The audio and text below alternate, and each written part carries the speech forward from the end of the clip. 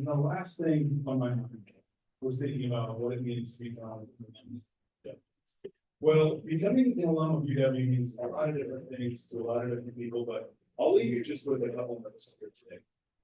The UW Alumni Association and all 140,000 alumni will be here for you whenever and wherever you need us. Becoming an alum means you all, because of the hard work that you put in these last few years, will always have a home right at the university. We couldn't be more proud to welcome you all to the alumni family. You may think that there's some special moment crossing across the stage here when you become an alum, but the reality is you're going to get closer and closer your entire time in school. All those late nights studying or socializing, all those walks into class, into the wind, always singing into the wind. You get closer and closer to becoming. The last thing that I would say about becoming an alum is that you will always be accountable. There's nothing you can do to take that one. So I'm going to ask you to do a little participation with me. When you cross the stage, the Alumni Association is going to give you one of these little single elements. And on the back, there's a little QR code that you can update your contact information with the Alumni Association. And every single month, we send out an email video to all 140,000 alumni. And I would love it if you would join me in being a part of this function. So I ask you to say, go folks, one more time with me on the count of 3 as I do this selfie video. 1, 2, 3. Congrats again. Go folks.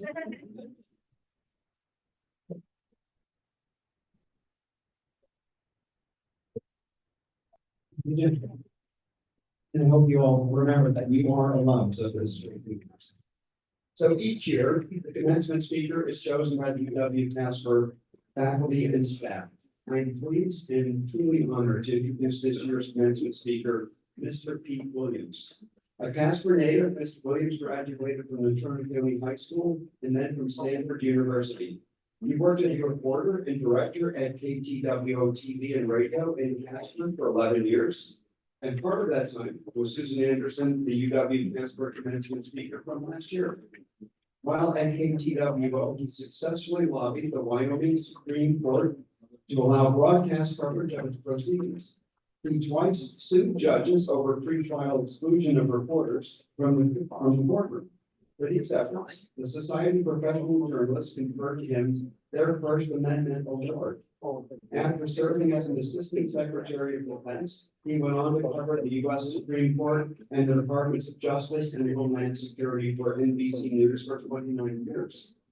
4 times he's been awarded a National News Emmy, and twice was the recipient of the Edward R. Murrow Award. Everyone, Mr. Pete Williams.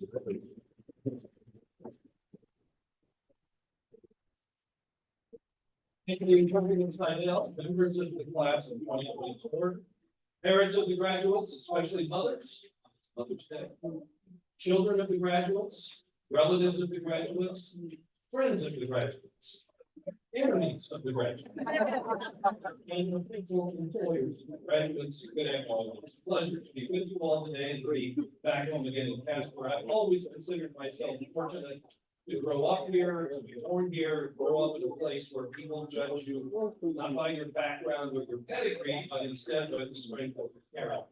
But you might say whether you abide by the code of the West, that thing that was first laid out by the novelist Zane Grey. Those things include taking pride in your work and conducting yourself with honesty and loyalty and friendship and a sense of fair play. Now, I do confess that after 50 years of broadcasting, I can't say that I always abided by one of the tenets of the code, which was talk less and say more. But during my time at NBC News, I did, as the president said, I covered the Justice Department and also the U.S. Supreme Court. And I think it's safe to say that of all of the institutions in Washington, the Supreme Court is probably the least well understood.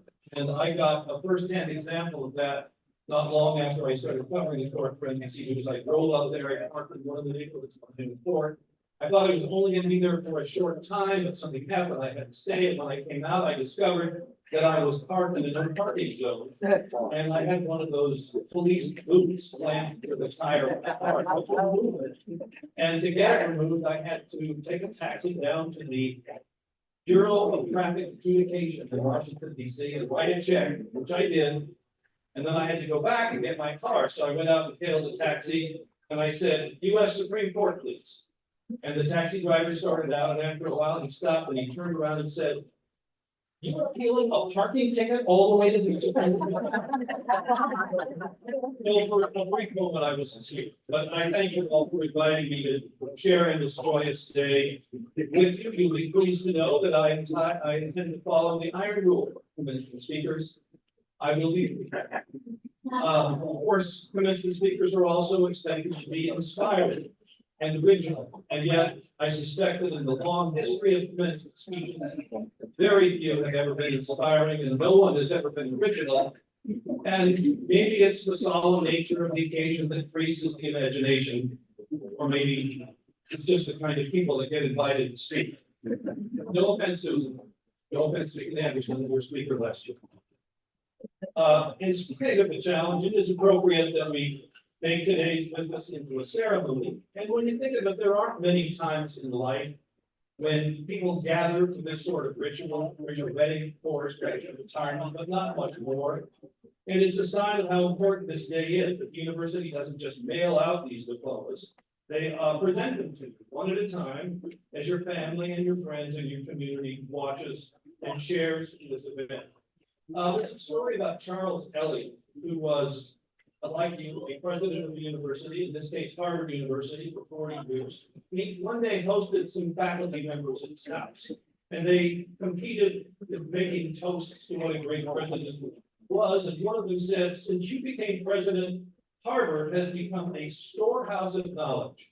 And he said, "Well, that's true. It became a storehouse because the freshmen bring in so much and the seniors take so little away." But the university has become a place of quality because the people of the state have been willing to make it a priority. Your education is the product of all the work that of people that have come before you.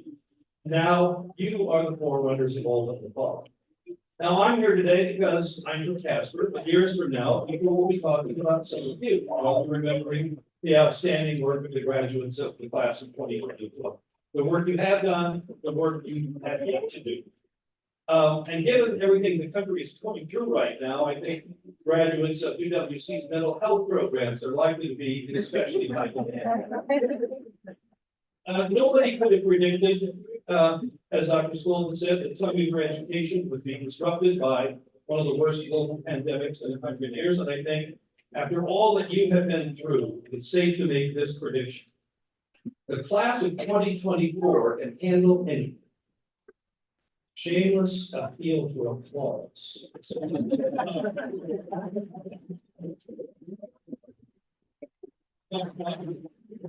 In looking for ideas about what to talk to today, I could have done what all students do when they're stuck for something to say. I could have Googled it. But there is a funny thing about using Google. It doesn't give you the right answer or even the best answer. It just tells you the answers that are the most popular, the ones that get the most clicks. In other words, it tells you what other people have found useful. So as you decide what's next for you, what you're going to do after today, I hope you won't just do what other people want you to do. In fact, I think some of the hardest decisions you make from now on when you try to figure out what makes you happy. I went to college intending to major in electrical engineering. But then I discovered the campus radio station and I found that journalism classes were much more interesting and rewarding. Besides that, I discovered that engineering requires prodigious amounts of math. So I switched my major. Now, my dad didn't think much of that. In fact, he wouldn't speak to me for several weeks after I made that decision about changing my major. So I returned to campus for my sophomore year, sort of with my tail between my legs, and he started sending me little news clippings of remarks by prominent reporters, and I think he realized that I had found my calling. Now, I don't mean to say that following the right path is easy. There will certainly be setbacks. Steve Jobs, who was the founder of Apple Computer and the iPad and the iWatch and the iPhone and everything else, was actually, as you know, fired from Apple after he started the company, but he came back to run. And he said, sometimes life hits you in the head with a brick. Don't lose faith. And then he said, I'm convinced the only thing that kept me going was that I loved what I did. So you've got to find what you love. Setbacks do have a way of working out. I was actually fired from National Public Radio after barely a month on the job, partly a big change in how the network was structured. But as a result of that, I ended up working as a congressional staffer for Dick Cheney and then as the spokesman for the Department of Defense. And that allowed me to meet people in the US military and come to know some of the most impressive and dedicated people that I've ever met. I would like to offer one other little piece of advice. And I think in this, my predecessor here, Susan Anderson, Susan, won't you stand up, as I know you begged me to introduce you. So that you can stand.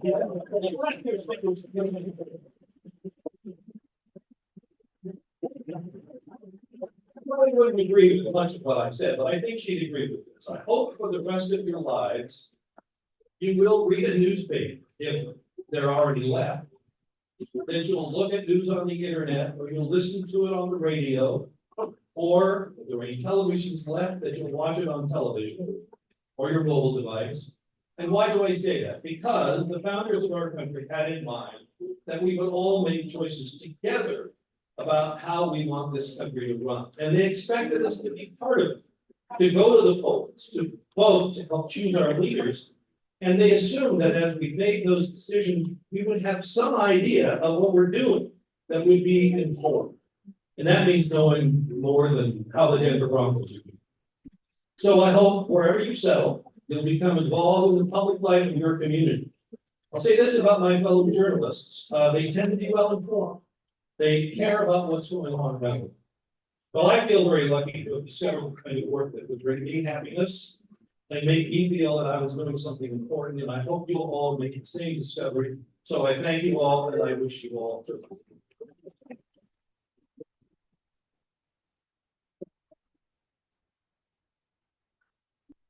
Good evening, everyone.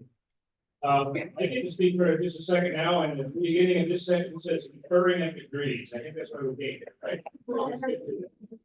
Good afternoon, everyone. I am Dr. Kevin Carmen, Provost and Executive Vice President for Academic Affairs. We will now confer bachelor's degrees. Will all candidates for the bachelor's degree please rise if you are able?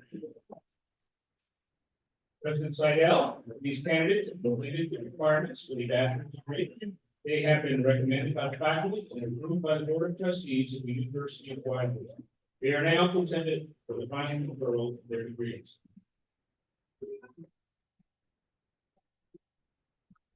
Thank you, Dr. Carmen. On recommendation by the faculty, in my virtue of the authority vested in me by the Board of Trustees, University of Wyoming, I confer to you the bachelor's degree in respective programs. Congratulations, graduates, and give us an applause.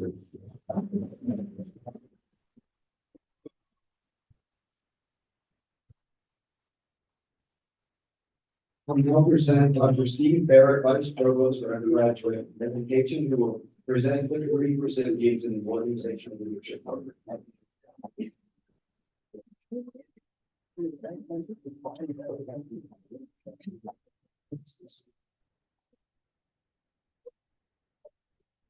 From the degree recipients in bachelor's in applied science and organizational leadership, please come forward.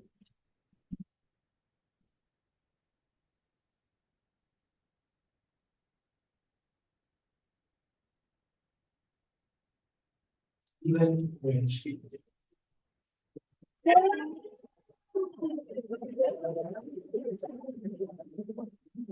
Melody Ewing.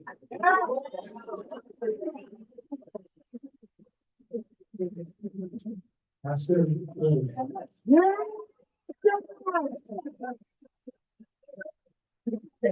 William Hockey.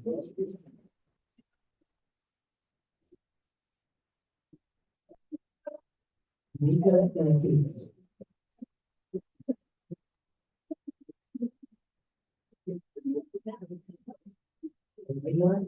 Martina Cole.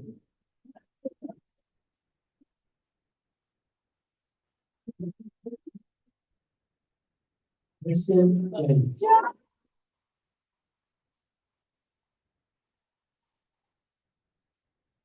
Aaron Osborne.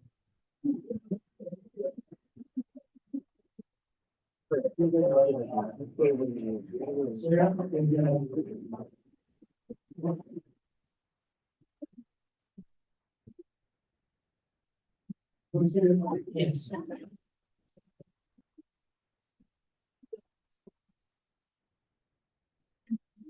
Selena,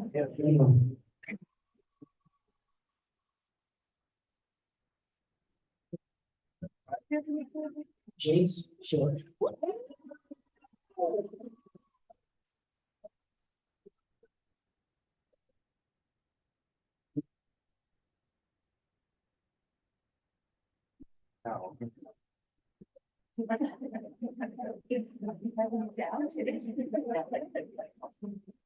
Who also serves as professional professor of political science. Will introduce the degree recipients in the College of Arts and Sciences.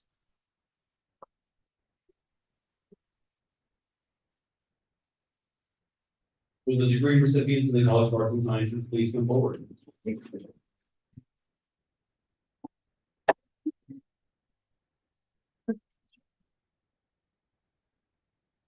Vincent Von Booth.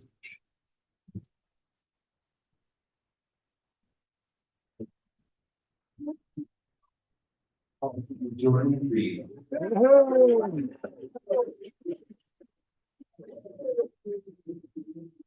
Sarah Sleep.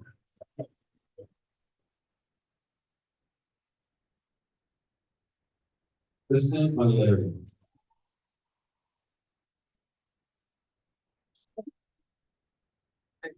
Faith Sunberg.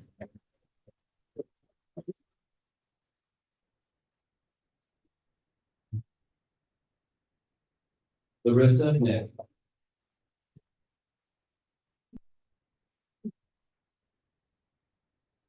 Larissa Miles.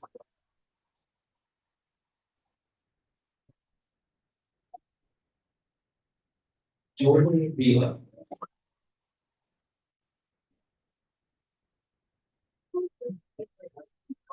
Daniel Upton.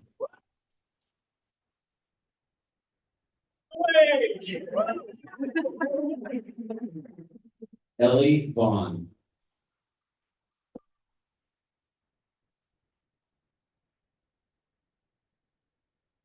Diana Yanez.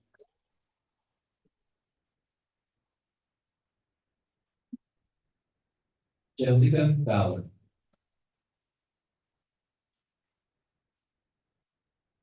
Macy Welch.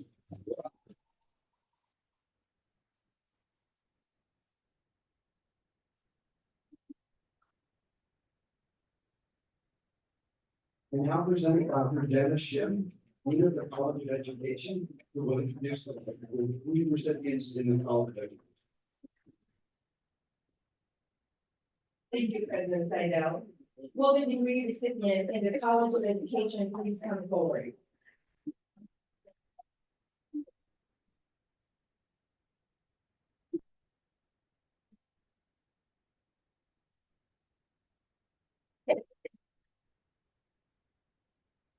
Marisa Kempa.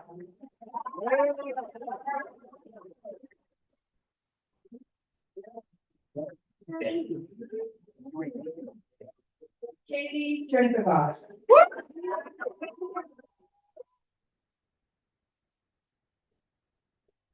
Brooklyn Talkin. Brittany Jensen.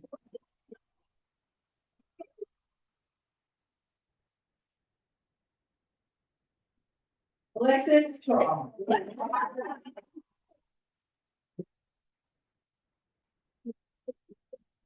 Megan Kramer.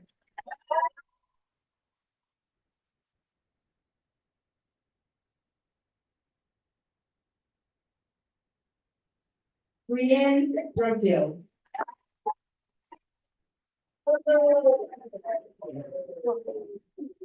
Nabil Pitt.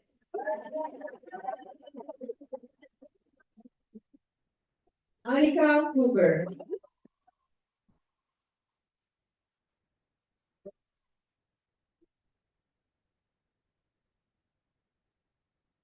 Navina Alderette.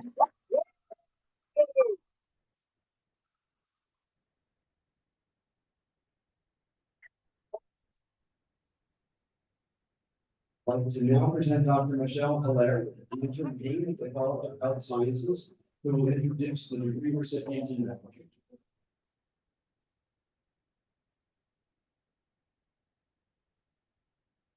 The degree recipient from the College of Health Sciences, please come forward.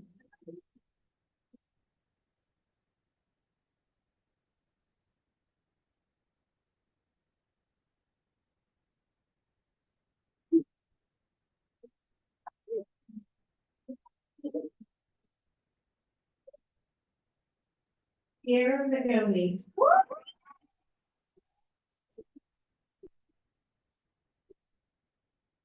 Holly McAdams.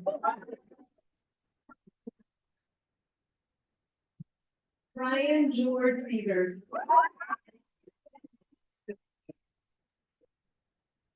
Sarah Miller.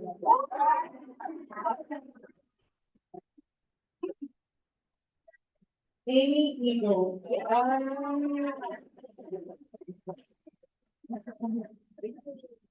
Chara Madden.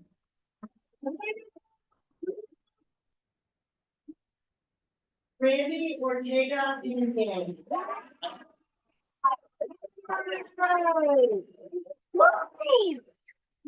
Lindsay Turbin.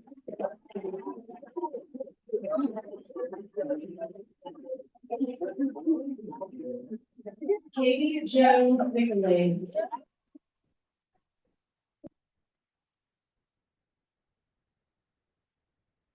Mariah Ann Kaufman.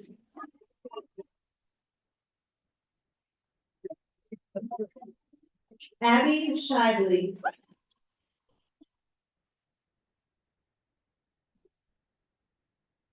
Charity Lodestein.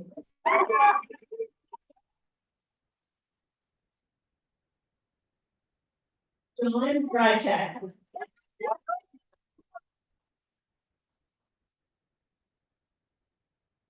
Mertice Judd.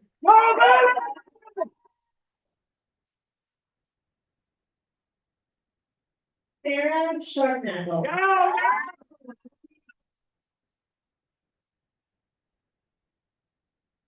Caitlin Hinton.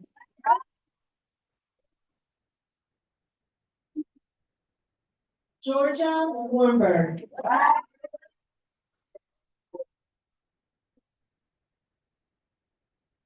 Catherine Burrows.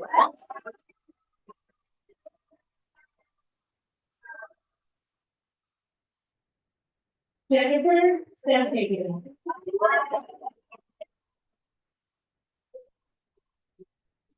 And Maria Flynn.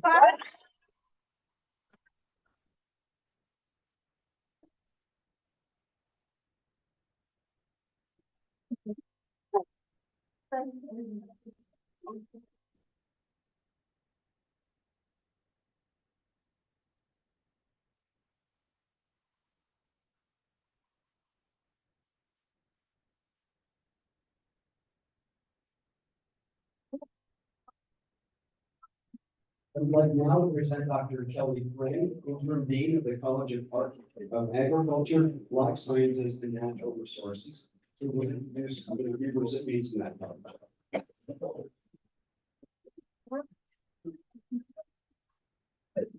Will the degree recipients in the College of Agriculture, Life Sciences, and Natural Resources please come forward?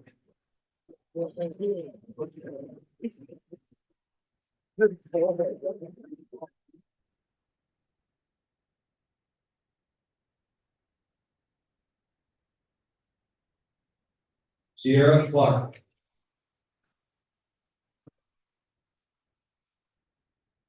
Taylor Howe. Joel Sorensen.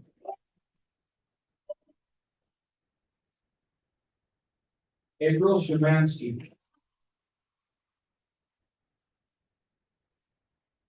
Trevor Eagle.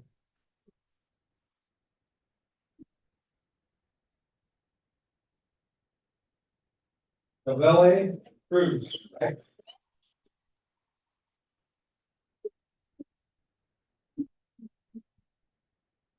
Brittany Force.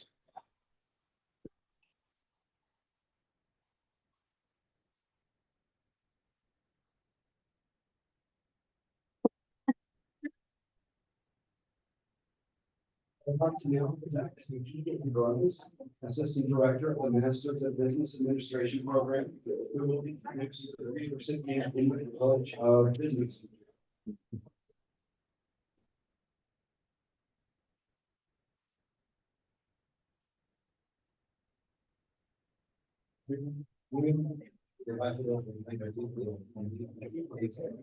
Call the vote.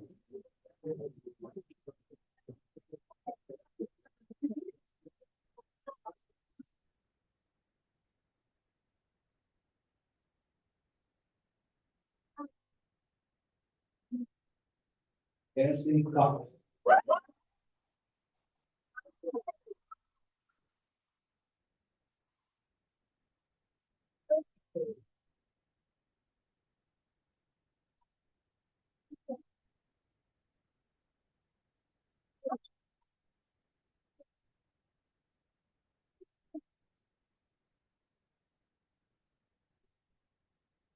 The bachelor's degrees are already seated, so I wanted to say that, and I would like to bring up.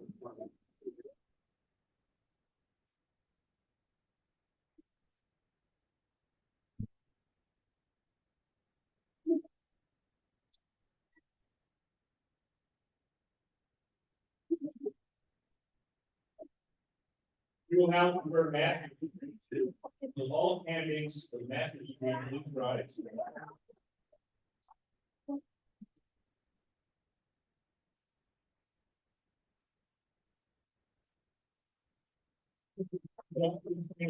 Legal requirements of the master's degree. They have been recommended by the faculty and approved by the board of trustees for the legal requirements.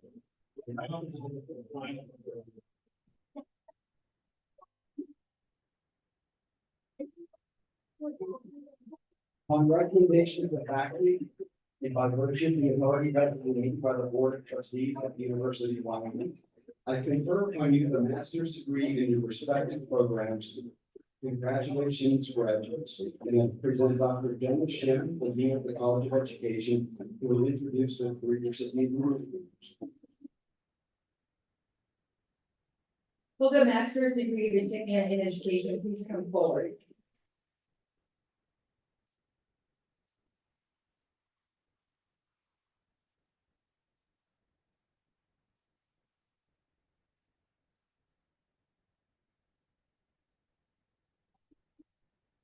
Valerie Garrett.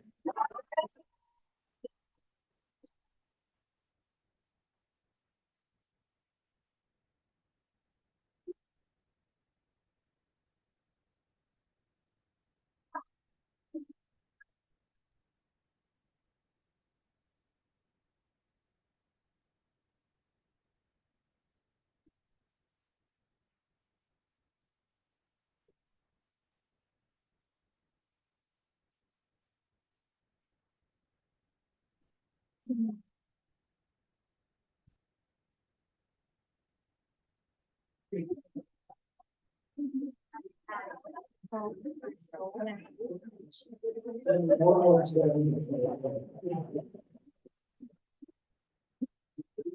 want to ask Mr. G.K. Burrows to come back, the Assistant Director of the Master's Program in Business Administration.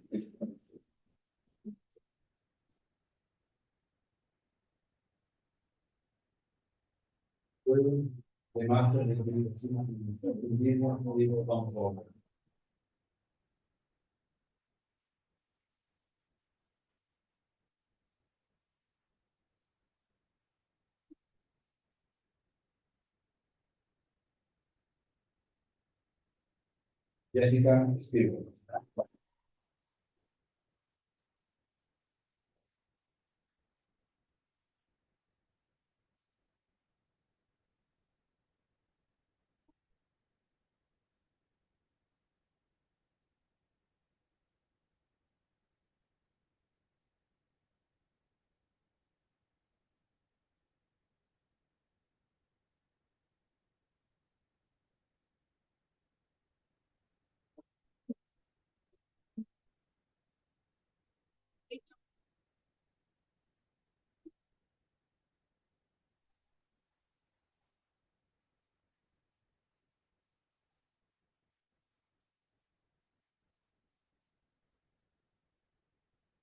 All right, so we're nearly there. I just wanted to say, this has to be the most enthusiastic crowd we've had. I just so appreciate your enthusiasm.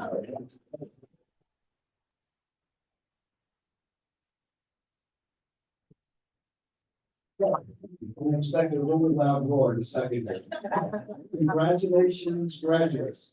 I would like you to please move your tassel from the right to the left side of your cap. All right, symbolizing your transformation from being students to a graduate. A heartfelt thank you to the families who have all supported, obviously very much, the students and supported them throughout their educational journey. A reception honoring graduates, their families and guests will now be held after the ceremony. So we ask that the graduates in the stage party should please stand for the procession and the audience to remain seated. Thank you so much, and let's have one more round of applause.